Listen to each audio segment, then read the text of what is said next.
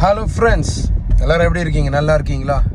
8 மணி நேரம் ஆராதனை பிறகு இந்த வீடியோவை டெக்சாஸ்லேருந்து நான் உங்களுக்கு பதிவு பண்ணுறேன். We had a powerful service. தேவ மகிமை அந்த ஆலயத்தை நிரப்புனது. அப்போ ஆண்டவர் என்கிட்ட ஒரு காரியத்தை சொல்ல சொன்னார். உங்ககிட்ட எல்லார்கிட்டேயும் நிறைய நேரத்தில் நம்ம வாழ்க்கையில் நமக்கு என்கரேஜ்மெண்ட் வராது, டிஸ்கரேஜ் தான் பண்ணுவாங்க. நீ ஒன்றுத்துக்கும் லாக்கி இல்லை, நீ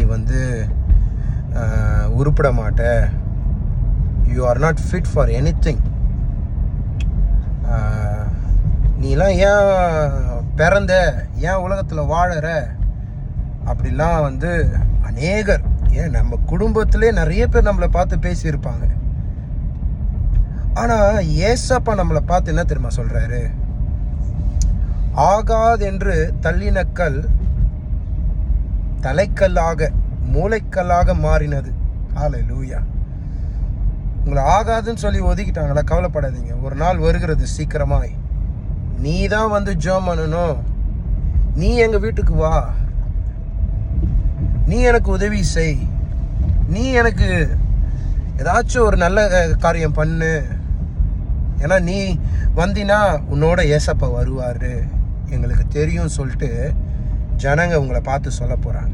உங்கள் ஃப்ரெண்ட்ஸ் உங்களை பார்த்து சொல்ல போகிறாங்க. உங்களுடைய குடும்பம் உங்களை பார்த்து சொல்ல போகுது. ஸோ அதனால் இந்த காலை வேளையில் உங்களுக்கு நான் நினைவு கூற ஆசைப்படுறேன். என்னதுன்னா,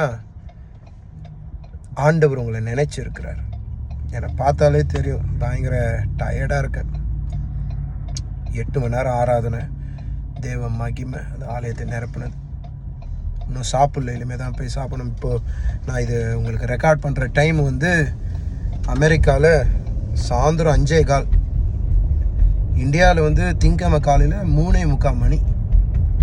ஆண்டவர் உங்களை பார்த்து சொல்கிறாரு, தலைக்கல்லாக உன்னை மாற்றுவேன், நீ ஜெயத்தை பார்ப்ப, வெற்றியை பார்ப்ப, அற்புதங்களை பார்ப்ப, விடுதலையை பார்ப்ப, உயர்வுகளை பார்ப்ப. இதை நான் சொல்லும்போது அநேகருடைய வாழ்க்கையில கர்த்தர் உயர்வு ஹைட்ஸ், யாரும் எட்ட முடியாத உயர்வுக்கு கர்த்தர் உங்களை கொண்டு போறார்.